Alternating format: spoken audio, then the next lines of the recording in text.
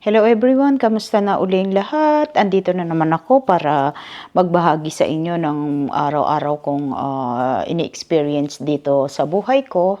Anyway, I just finished working today. Maaga ako natapos and today is Thursday. Ang bilis ng panahon, my goodness. Thursday, ano na siya, February 15, tapos na ang Valentine's Day, na although napakahirap sa amin last night, talagang napakahirap kasi syempre yan yung mga time na maalala namin lagi ang anak namin, but what can we do, right? So kahit papaano na-enjoy naman namin yung day namin. We go out, we had dinner with my sister-in-law and one of our friends, and some other friends are they invited us, but the thing is nauna kasing nakapag-invite yung isang grupo, so you know, very busy kami talaga. Ang dami naming invitation, but we're trying everything we could para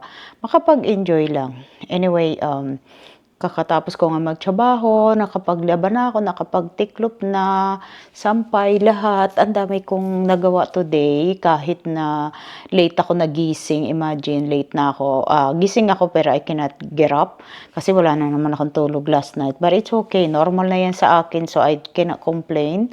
So anyway, today is sunny but cold. I think ang weather is only 50 degrees, but the thing is, yung feeling talaga is different. Talagang napakalamig ng feeling namin. And actually, I don't know, hopefully it's not snowing tomorrow, but may nagsasabi. Kasi ngayon, ang mga weather, they cannot predict anymore. So, talagang ang iba na ngayon ang panahon, not like before, like yung a week nakikita na nila, but this time nakikita, but suddenly change yung weather. Talagang Mother Nature, wala talaga tayong ilalaban sa Mother Nature. Talagang pinapakita lang ng Diyos na meron Diyos.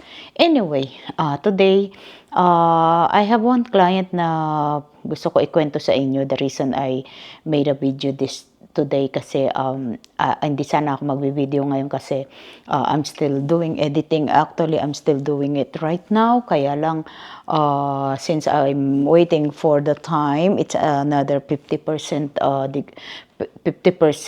before matapos yung uploading ko. So, I can talk right now.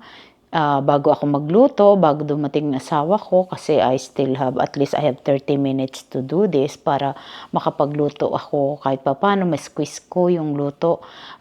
Talagang ito, nagmamadali parati. But anyway, I have, kasi yesterday, a very overwhelming kami kasi it's Valentine's nga, but I took a day off kasi yun ang ginagawa ko pag may okasyon kasi ayokong yung feeling ko ba. So I have a lot of time to do my video and editing and doing my reels at the same time, because you can actually follow me sa Facebook din, kaya you can I have a Facebook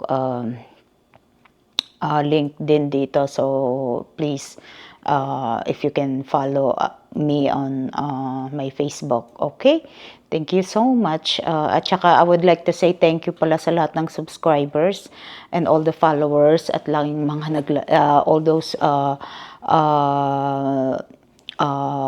watching my videos and yung mga nagla-like and sharing, at para sa mga new subscriber, please stay with my video. Marami pa akong gustong i-share sa inyo. So please share and like to na rin, and hit the notification para updated kayo sa aking mga videos. But anyway, like I said, I have a client today that it's so sad because nalulungkot ako dahil sa kanyang problema sa anak kasi, lahat naman tayo dadaan sa mga ganyan, kung minsan it's really hard and, naintindihan ko yung situation niya kasi kahit ako I don't know how to, deal with her problem kasi ang problema niya is different from my problem but I always telling them if they, open up about their kids, I always telling them what I experience is different. And I think for me because I'm here already, andito ako sa position na I know the feeling, losing a child. So I always telling them that this is the hardest. I don't think if yung problema nila is mas masakit compare sa aking problema. But it's really hard to say din kasi it's not my position din, yung position nila ngayon. Hindi ko na-experience yan sa anak ko kaya it's really hard to judge people sa mga pinagdadaanan kaya we have to be careful all the time if we, open our mouth, be careful kasi especially kung it's not your position, you have no rights to say anything but, just listen and, gano'n na lang ang pwede nating mai-ano sa kanila, mai-share. So anyway, pagod na siya. Nakikita ko how desperate she is. She's having depression and everything. Like I said, yung mga taong they look like very happy, they look like ang lalaki ng smile nila, very jolly and very friendly. Yun yung mga tao actually na nakikita ko in my situation right now. Yun yung mga taong nakita kong mas mabigat ang mga dinadala nila. Kaya hindi natin pwedeng i-judge yung mga taong nakita natin, oh, buti pa siya, nakakainggit. You cannot compare your life to anyone kasi may kanya-kanya tayong problema. At sinabi niya sa akin lahat ng mga dinadala niya about her kid. And actually, hindi ko naman pwedeng ikwento to sa inyo exactly, but, she's not the only one, honestly. I have a couple of clients that they having problem with their kids, but syempre when they share it to me, I have to keep it secret and I have to keep their privacy. But anyway, I'm just sharing to everyone na kanya-kanya lang talaga tayong pinagdadaanan, hindi natin makontrol. Katulad ng sa akin, they understand na mahirap sa akin dahil nawalan ako ng anak at saka yung relationship ko to my daughter is different. I don't know, it's different. What's the difference? But for me, talagang I know my daughter, she's very sweet yan sa amin and she grow up like, especially sa akin, magkabarkada kami. We're friends, we're best friend and we share yung mga thoughts namin. Kaya napakahirap talaga and she didn't give me, too much problem. But syempre, walang perfect. Meron at meron pa rin siyang diferensya na hindi natin maiiwasan dahil tao lang din naman ang anak ko. Hindi naman siya santo na ma-avoid niya yung mga kasalanan. Actually, syempre, meron din siyang mga problema na hindi masyadong major problem like I said. So anyway, talagang itong narinig ko, I was shocked. I was like, I was shocked na parang shock ako na hindi ko naman actually hindi ako masyadong affected. Not like I said before, masyado akong affected. Now, it's not anymore. It's not like before talaga na pag may narinig ako tungkol sa mga problema ng isang tao, I take it like serious talaga. This time, it's just normal to me. And I advise her, ako, sa akin lang naman is suggestion or lang naman advice na it's up to them to listen or sila pa rin mag-decision sa sarili nila kasi this girl is like I can tell that she's giving up but dahil sa nararamdaman niya yung depression niya and everything but I told her find a way like what I'm doing right now. Find a way na nafe-feel good ka kasi wala namang silbi kung magi-give in tayo, 'di ba? Kailangan lang natin maging strong kahit na napakasakit sa puso, kahit nakakapagod, nakakasawa, wala naman tayong choice but to keep going. Kaya sabi ko sa kanya, wag siyang magi-give up kasi the best niya lang gagawin sa anak niya is, love them, love her, love mahalin niya ang anak niya, pakita niya yung support niya. Yung mga hindi niya kaya is, wag niyang pilitin kasi, tayo talaga we're trying to give everything to our kids but sometimes, may mga part nga na we cannot control kaya, kailangan din nating maintindihan 'yan at kailangan din nating malaman na may buhay din tayo na dapat nating asikasuhin dahil, 'pag wala na tayo dito, wala na tayong magagawa. So, hindi naman sa makasarili tayo na, kailangan din natin bigyan ng attention yung mga sarili natin kahit na, sobrang mahal natin ng mga anak natin, kailangan din bigyan ng time yung sarili.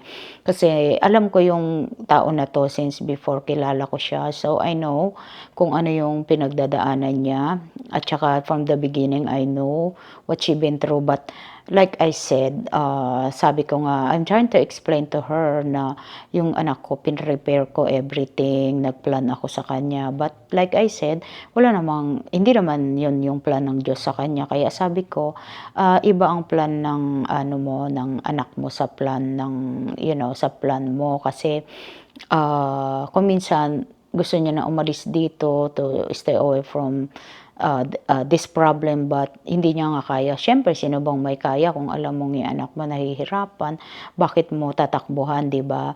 Kaya lang talagang nakikita ko na this person is talagang parang walang solusyon but like I said, sabi ko sa kanya, basta mahalin mo lang yung anak mo, ginagawa niya ang everything but sabi ko, hanggang gano'n na lang kasi iba yung plano sa kanya ng Diyos at saka hindi natin puwedeng i-compare yung pag-iisip natin sa pag-iisip nila kasi iba yung pag-iisip nila, kasi kung minsan hindi naman nila kasalanan yung gano'ng pag-iisip kasi yun ang binigay sa kanila. Kung minsan sasabihin natin, masyado silang weak, ganito, pero kung minsan naman, hindi naman natin talaga alam exactly kung ano talaga yung nasa isip nila, kung ano yung nararamdaman nila.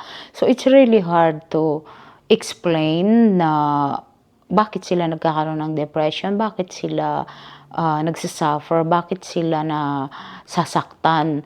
Na ngayon, naiintindihan ko na kasi ako ngayon, there's a time na okay naman ako tapos maya-maya I feel down tapos maya-maya parang wala naman akong iniisip pero parang gusto ko umiyak ako ng umiyak, gusto ko sumigaw ako ng sumigaw, tapos mamaya okay na naman ako, tapos mamaya suddenly, minsan okay na okay ako tapos makikinig ako ng mga kung ano yung mapanood ko. Ang mostly na nga lang pinapanood ko itong vlog ko kasi inaaral ko yung mga salita ko kung ano ba, tama ba yung ginagawa ko at saka yung mga mali ko para ma-improve ko.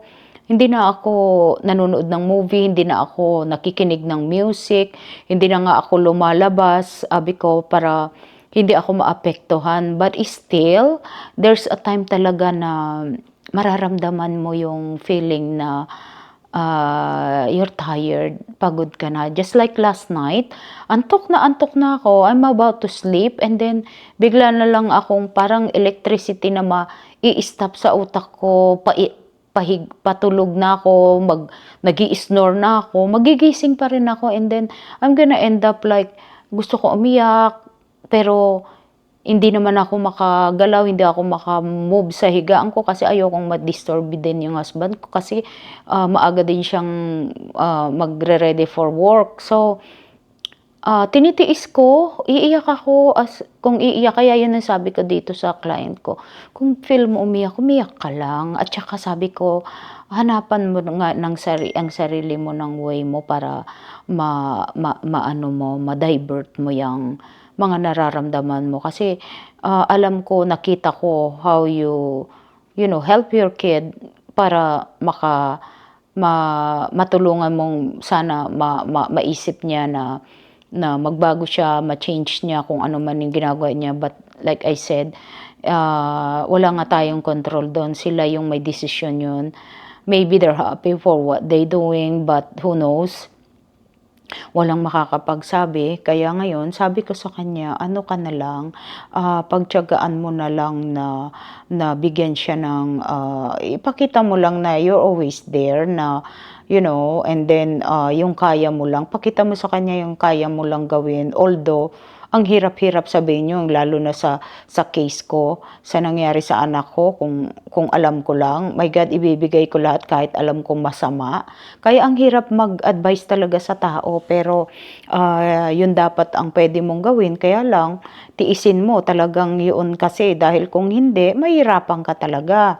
Kaya alam mong yung mga gusto nila na gusto nilang hinihingi nila sa iyo ay makakasama sa kanila. But the thing is, hindi mo nga kaya, anak mo nga yung gusto mo pa rin ibigay, hindi mo pa rin sila matiis. And then you're trying to save them, you're trying to do everything na maging safe sila, pero ganun pa rin eh, hindi nga nila yun naiintindihan. Kaya ah, ang kaya kung hindi ka professional, it's not easy to advise actually.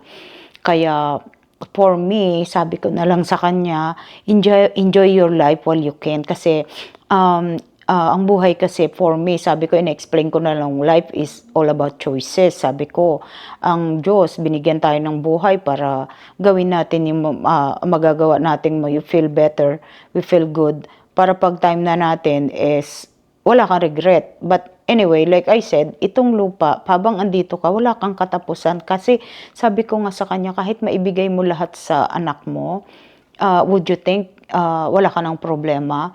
Meron pa rin. Habang buhay tayo, may problema tayo. Kasi hindi mawawala ang problema natin hanggat andito tayo. Kaya it's up to us to enjoy. It's up to us what we gonna do para yung problema natin there's a time na isa-set aside mo. There's a time na, okay, you concentrate your problem. But like I said, ang problema, if you cannot fix it, let the problem fix it. Kasi wala ka namang magagawa. Tomorrow, it's another day.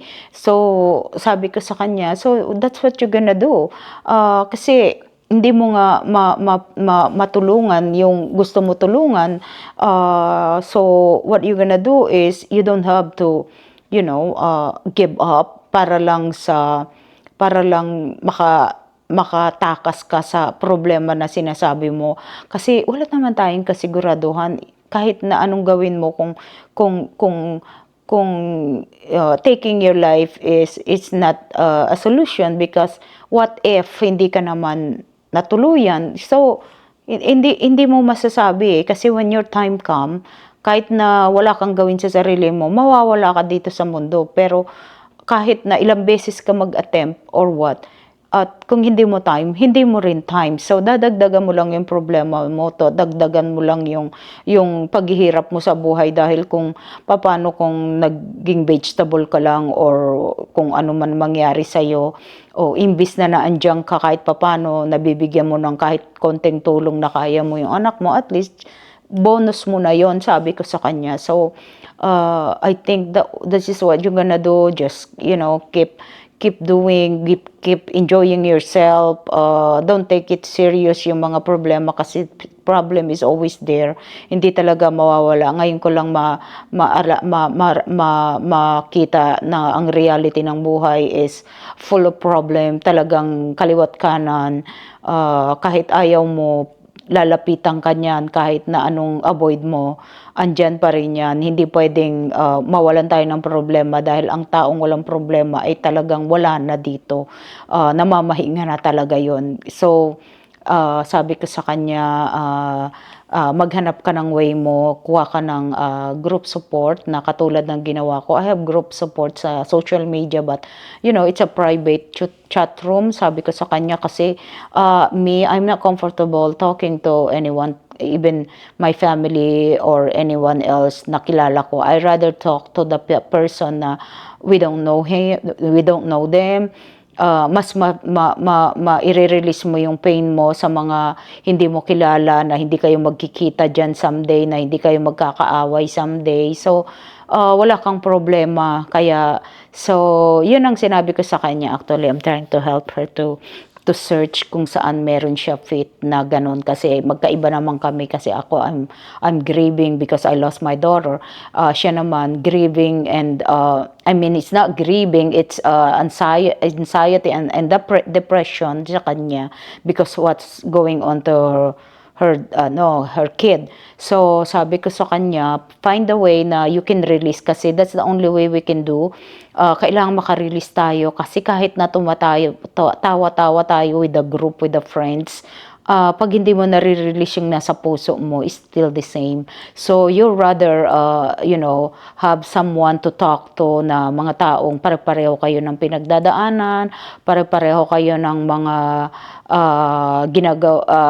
nararamdaman, at pare-pareho kayo ng naliligaw yung utak, at pare-pareho kayo na gustong gawin nyo na mali naman. So I think that's what she gonna do. Kaya for now, ito yung masishare ko muna sa inyo, and then I'm going back pag may chance ako uli about my daughter, kasi I am trying to help myself to umpisahan yung mga buhay ng anak ko, i-share ko sa inyo para makita nyo kung how she is, who she is, at saka paano siyang naging better person. So, ito muna, kasi I'm so excited to tell you what I experienced today. Actually, that's only one example sa mga taong, I was connected, but you're not gonna get any names, and hindi pwede. But like I said, she's not the only one. Ang dami nila na nakakalungkot, na since this thing happened to me, ang dami nag-open up sa akin ang mga problema nila, how big is their problem, and I don't know how they handle that. Iba-ibang kwento, iba-iba kami ng pinagdadaanan, but same feeling, same pain ang nararamdaman namin, same depression ang nangyayari sa buhay namin. Kaya yung mga taong hindi pa nakaka-experience ng ganito, oh God, take advantage, enjoy your life, don't ruin your life, because it's not easy, walang katapusang hirap. Kaya hanggat maayos ang pamilya nyo, take advantage and enjoy all your kids habang andito sila at habang andito kayo, kasi pag nagkulang na, wala na, and trying to avoid na maruin ang family nyo, because pagka nagkaroon na ng trouble ang family, it's really hard to go back to normal. So that's my only advice to everyone. Okay, sa mga taong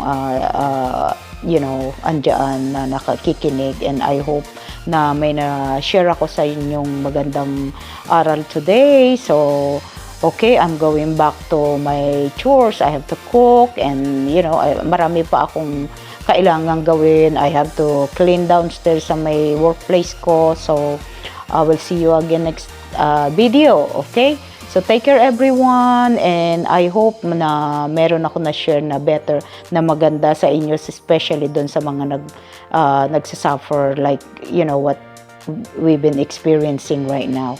Okay, you guys take care, and hope to see you again next time. God bless us all. Thank you.